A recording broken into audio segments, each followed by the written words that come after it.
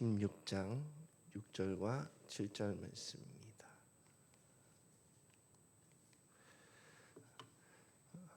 함께 한 목소리로 합독하시겠습니다. 시작. 성령이 아시아에게 말씀을 그들이 부르기아와 갈라디아 땅으로 가 무시아 앞에 이르러 비두니아로 가고자 애쓰되 예수의 영이 허락하지 아니하시는지라. 아멘. 오늘은 성령님의 인도를 따라서라는 제목으로 함께 말씀을 나누고자 합니다. 어제는 1차 전도 여행에 대해서 간략하게 설명을 드리고 메시지를 나누었는데, 오늘은 2차 바울의 2차 전도 여행인데, 2차 전도 여행은 육로로 갈라디아 지역으로 갔습니다. 그래서 다소를 거쳐서 루스드라라고 하는 그 고울이 좀 특별한 것은 디모데를 여기서 만났거든요. 그래서 디모데를 여기서 할례를 주고, 그리고 이제 바울의 2차 선교 여행의 그 어떤 목표 지역은 에베소였어요. 에베소를 가기를 원했어요. 그래서 비시디아 안디옥을 거쳐서 에베소로 가려고 애를 썼거든요. 그게 에베소가 있는 지역이 아시아 지역이었어요. 그런데 성령께서 그것을 드로아 지역에서 환상을 보게 하심으로 이제 바울이 마게도니아 땅으로 나를 인도하시는구나 이렇게 여기고, 원래 계획이 없었던 마게도니아 땅으로 가는 겁니다. 그래서 네아폴리라고 하는 것이 항구 도시이기 때문에 그쪽을 거쳐서 처음 간 고울이 이제 빌립보 성읍이죠. 빌립보 성읍에서는 자주장사 루디아를 만남으로 루디아를 중심으로 해서 빌립보 교회가 형성이 되고, 그리고 이제 데살로니가로 가서 회당에서 말씀을 전하는데 믿는 사람도 있었지만 아주 극심한 유대인의 적극적인 반대가 있었어요. 그래서 이제 베레아 지역으로 거의 피신하듯이 이동을 하고, 그리고 베레아 지역의 사람들은 이제 성경을 말씀이 정말 그러한가 하고 성경을 상고하는 사람이었다, 이런 표현이 있는 그런 고울이고, 베레아 지역에서 바울만 홀로 아테네로 갔습니다. 그리고 같이 동행했던 실라와 디모데였나요?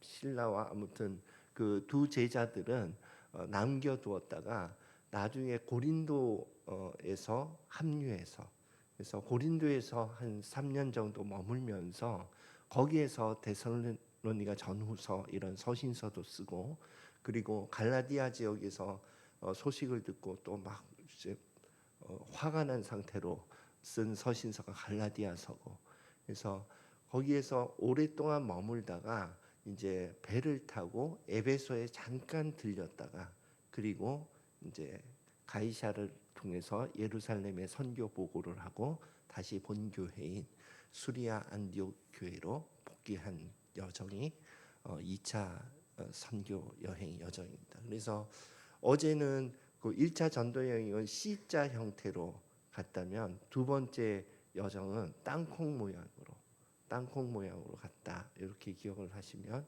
2차 선교 여행지에 좀 그림이 그려질 수 있습니다. 그러면 오늘 말씀 한번 보고 메시지 함께 나누겠습니다. 시작. 무시아 앞에 이르러 비두니아로 가고자 애쓰되 예수의 영이 허락하지 아니하시는지라. 오늘은 이제 2차 선교 여행지 가운데에 좀 특별한 그 지점은 아시아 지역에서 전하고자 했는데 마게도니아 땅으로 사실 성령께서 인도하신 거잖아요. 그 인도하시는 것을 어떻게 알았을까? 저는 그게 궁금하더라고요.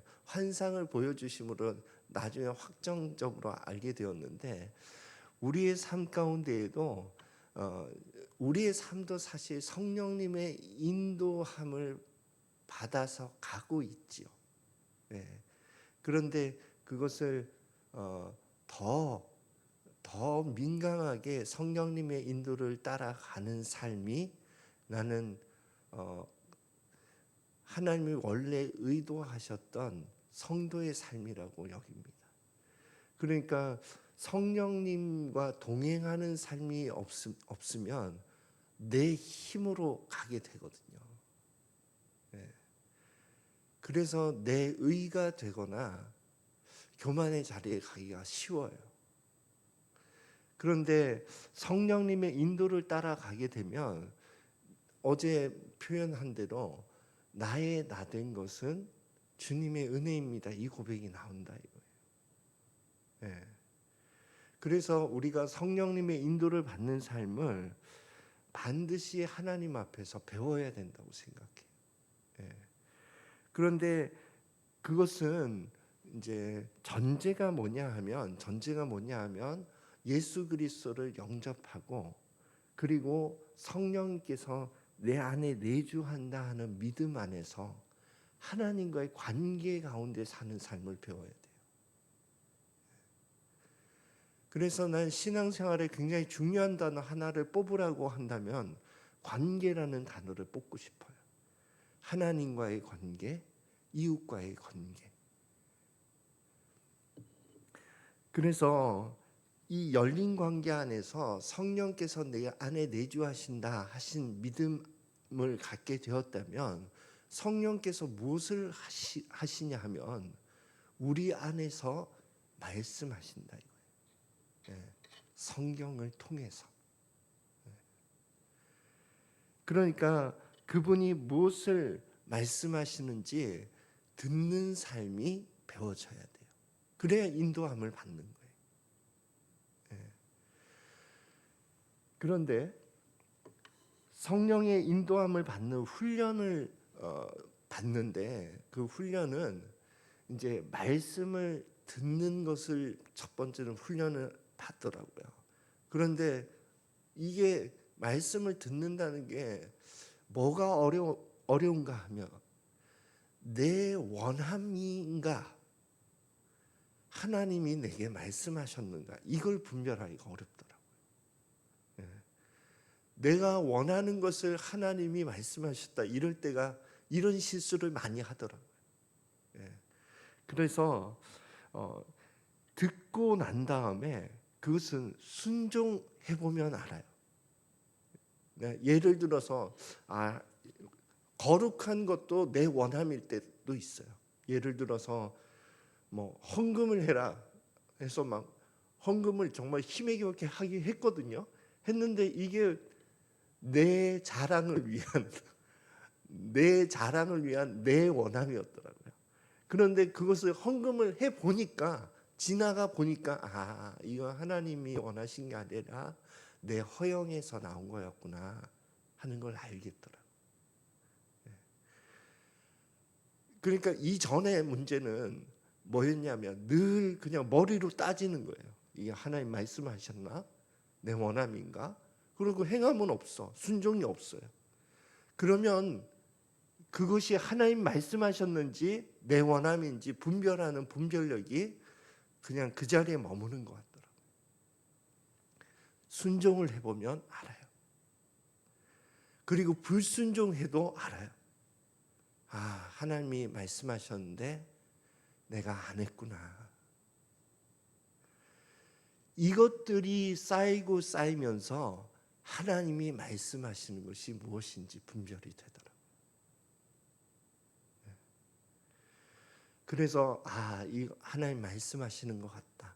순종해야지. 그래서 순종해 보면 정말 하나님 말씀하신 거구나. 이걸 알겠더라고요. 그러니까 하나님의 말씀을 듣고 순종하는 것이 훈련되지 않는다면 성령님의 인도를 받는 것이 사실은 원하는 바예요. 모두 다 원하지 성령님의 인도를 받는 것을. 그러나 실제로는 성령님의 인도를 받지 않아요. 내 원하는 대로 사는 것이지.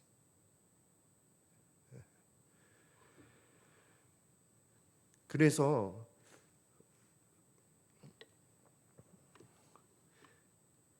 그다음 이제 세 번째, 순종과 불순종을 통해서 이제 하나님의 말씀을 듣고 순종하는 것을 배우면은 그 가운데에 뭐가 어려운가 하면 서두에 얘기했듯이 이게 내가 원하는 건지 그게 어려운데 그것을 어떻게 이제 분별하는가를 한번 제 삶을 통해서 확인해 보면, 첫 번째는 먼저는 내게 하나님이 말씀하셨는가 그거를 기도로 물어봐야 돼. 그러니까 저는 이게 시소 같더라고요. 어떤 날은 막 그래 이게 하나님이 말씀하신 게 맞는 것 같아 했다가, 또 어떤 날은 아닌 것 같아 이랬다가, 이게 막 시소처럼 왔다 갔다 하더라고요. 왔다 갔다 할 때는 더 물어봐야 된다, 나는 이렇게 생각해. 그래서 그 문제에 대해서 하나님께 더 기도해야 된다. 그래서 하나님께서 말씀하신 것이 맞구나 하는 결론이 날 때까지 기도해야 돼. 그리고 영적인 동역자, 저의 가장 그 영적인 동역자를 여기는 것은 아내예요. 그래서 아내에게 얘기했을 때 의견이 일치한다 하면 가도 되나 보다. 일치하지 않는다 그러면 기다리거나 아니면 이건 아닌가 보다 이렇게 여겨야 돼. 아내 말고도 혹시 뭐 예를 들면 목사님이라든지 아니면 믿음의 어떤 관계에 있는 어떤 같은 동역자라든지 얘기했을 때에 이거 하나님이 말씀하시는 것 같다 라든지 이런 것을 통해서 확인을 받을 필요가 있는 것 같아요. 그리고 정말 그 기도 가운데에 주는 어떤 하나님의 확신, 그것이 확인이 돼야 되는 것 같습니다. 제가 사역지를 옮길 때마다 늘 저는 큰 갈등이 있거든요. 왜냐하면 그곳에 머무는 것이 더 안전하니까, 익숙하고. 근데 그때마다 하나님께 물어보고 또 물어보고, 그리고 아내와 상의해보고, 또 기도 가운데 더 물어보고 하는 과정 가운데 하나님이 허락하시는 것 같다 하는 확신이 있을 때 옮기게 되는 것 같아요. 그 다음 이제 오늘 말씀처럼 예수의 영이 허락하지 아니하는 때가 있어요. 그때에는 저의 경험으로는 기이하게 환경이 막혀요.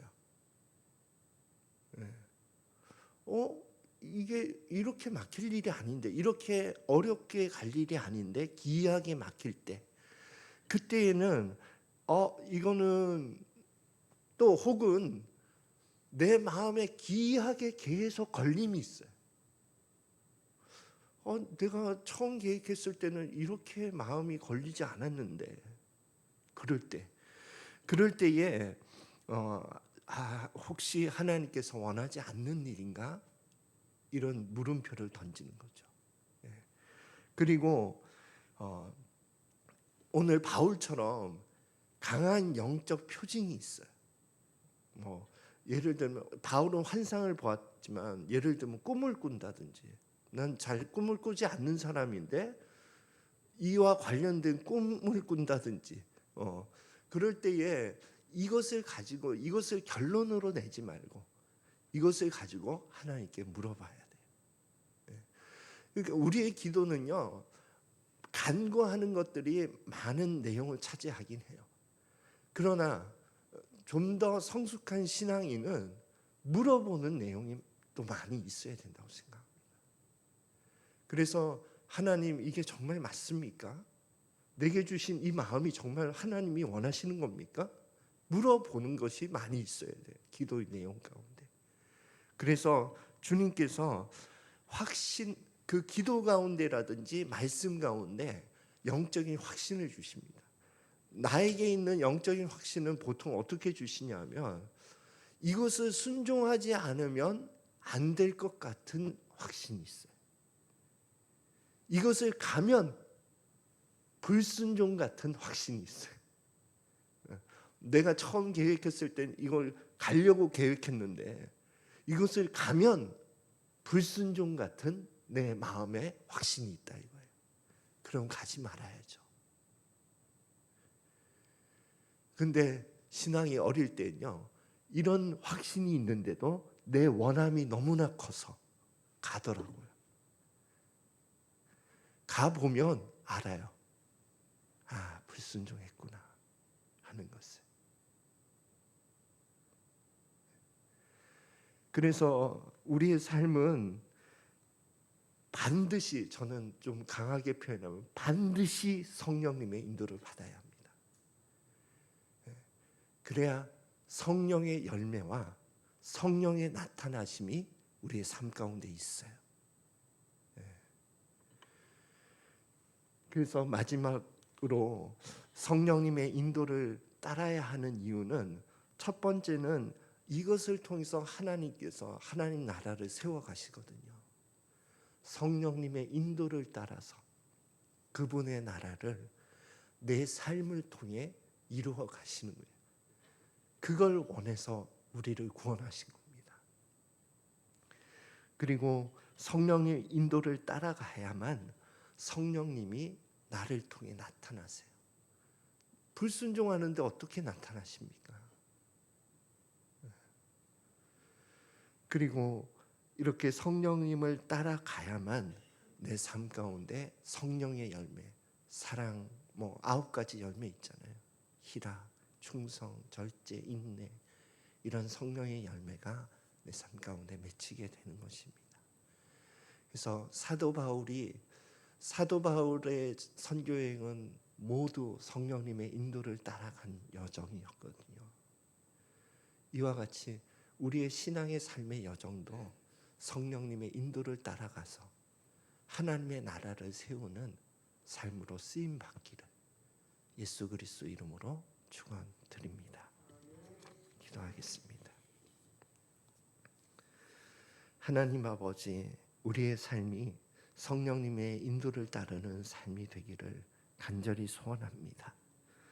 오늘도 우리에게 말씀하시는, 우리 안에 거하시면서 말씀하시는 성령님의 말씀을 귀 기울이게 하여 주시고, 들은 말씀에 대해서 순종하며 나아갈 수 있는 저희들 되게 하여 주시옵소서.